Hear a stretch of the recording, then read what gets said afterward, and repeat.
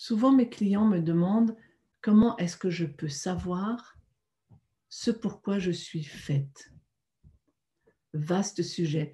Et souvent, cette période du mois de décembre, c'est l'occasion de se remettre un peu en question, on fait le bilan de l'année passée. Et c'est vrai que cette année, depuis 2 ans en fait, c'est beaucoup plus compliqué parce qu'il y a la question de qu'est-ce que je fais dans la vie, mais aussi pour certaines personnes, comment est-ce que je peux contribuer au gros changement. Pour les deux questions, c'est la même chose en fait. C'est de prendre un moment pour se poser en soi et regarder qu'est-ce que l'on aime faire. Qu'est-ce qui nous correspond à nous? Est-ce que vous êtes quelqu'un qui aime être seul? Est-ce que vous êtes quelqu'un qui adore échanger avec les gens? Est-ce que vous aimez parler? Est-ce que vous aimez glander? Est-ce que vous aimez travailler de façon assidue? Etc., etc. La réponse, elle vient de l'intérieur de soi. En regardant les choses que l'on prend pour acquises, qui sont vraiment nos façons d'être totalement habituelles. Et souvent, on ne les voit pas. Alors, vous pouvez aller demander à vos amis, je suis bonne en quoi? Qu'est-ce que tu admires en moi? Qu'est-ce que tu trouves génial en moi? On a tellement l'habitude de regarder ses défauts qu'on a peu souvent la conscience de aller puiser dans ses forces intérieures. Et vous allez voir que souvent, il y a des choses qui se répètent. Ah ben toi, tu as une capacité de parler aux gens, c'est génial. Ah ben toi, tu arrives à savoir ce qu'ils pensent. Ah ben toi, tu fais des trucs avec tes mains, c'est vraiment trop génial.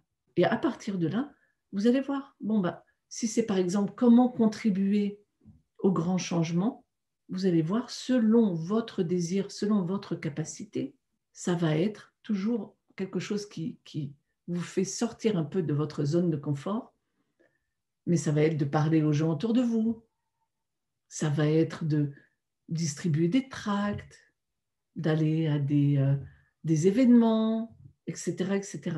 Peut-être de faire des recherches et de faire suivre le fruit de vos recherches à d'autres personnes.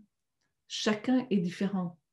Donc, n'allez pas vous comparer avec cette autre personne qui est hyperactive, alors que vous, vous êtes plutôt d'un tempérament très méditatif et que votre contribution à vous, c'est de transmuter toutes les émotions négatives que vous ressentez autour de vous et en vous.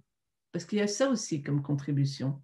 Il y a une contribution d'être, qui n'est pas du tout la même chose que le déni que disent certaines personnes en disant « Oh ben moi, ça me prend la tête, donc je me concentre sur ma vie et je m'occupe juste de ça. » Non, ce n'est pas de ça dont je parle.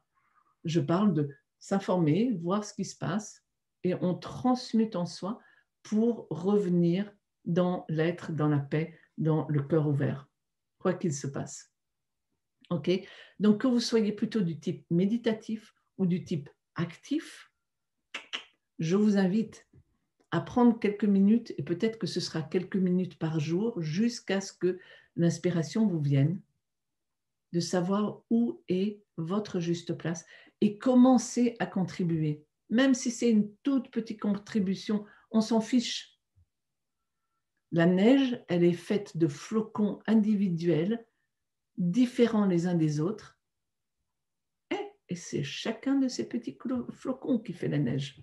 En vous souhaitant une période de fête remplie d'amour, de cœur chaud et plein de neige partout, la blancheur et la lumière de la neige qui illumine notre vie, comme la lumière de tous vos cœurs qui osent s'éveiller et qui osent contribuer. Je vous aime. À très bientôt.